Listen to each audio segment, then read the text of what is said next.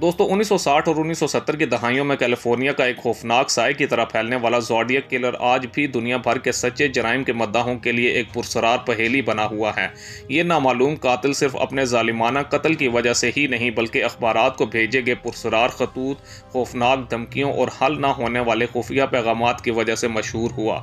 Zodiac ने अपने शिकार ज़्यादातर जोड़ों या नौजवानों को बनाया, जिनमें से कुछ वाक़यात में सिर्फ एक फ़र्द जिंदा बच जाता जो बाद में पुलिस को तफसीलात बताता। इसके बावजूद कातिल का असल शिनाख्ती निशान कभी सामने नहीं आया। दोस्तों ज़ोडिएक किलर की कहानी ने फिल्मों, किताबों और दस्तावेजी फिल्मों को जन्म दिया जो इसकी पुरसरार शख्सियत को मजीद अमर कर देते हैं।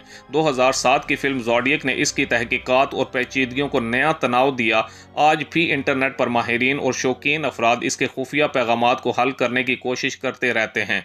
ये केस न सिर्फ अमरीकी तारीख के बदतरीन सीरियल किलर्स में शुमार होता है बल्कि ये इंसानी नफ्सियात, अदालती निज़ाम की कमजोरियों और जदीद अलूम की ताकत पर एक गहरा सवाल भी छोड़ जाता है। दोस्तों ज़ोडिएक किलर की सबसे मशहूर पहचान वो खुफिया पैगामात थे जो इसने सैन फ्रांसिस्को के अखबारात को भेजे। इनमें से कुछ पैगामात को तो बाद में माहिरीन ने हल कर लिया, जैसे 408 साइफर जिसमें कातिल ने अपने जराइम को जन्नत में गुलाम बनने के लिए ज़रूरी इकदामात बताए।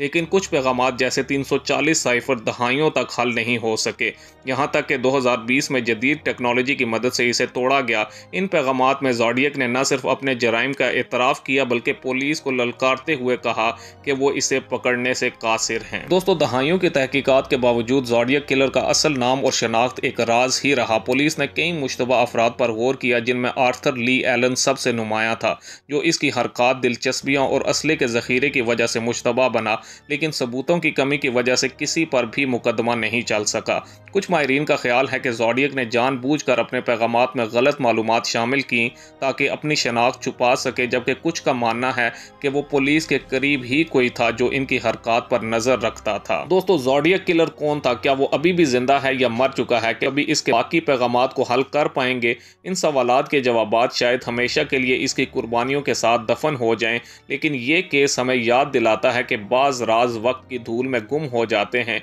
या शायद कभी ना कभी कोई इन्हें दरियाफ्त कर ले। दोस्तों अगर आपको पुरसरार वाक़यात पसंद हैं तो वीडियो को लाइक करें, चैनल को सब्सक्राइब करें और बेल आइकन को दबाएं ताकि हमारी आने वाली वीडियोस आप तक बर वक्त पहुंच सकें।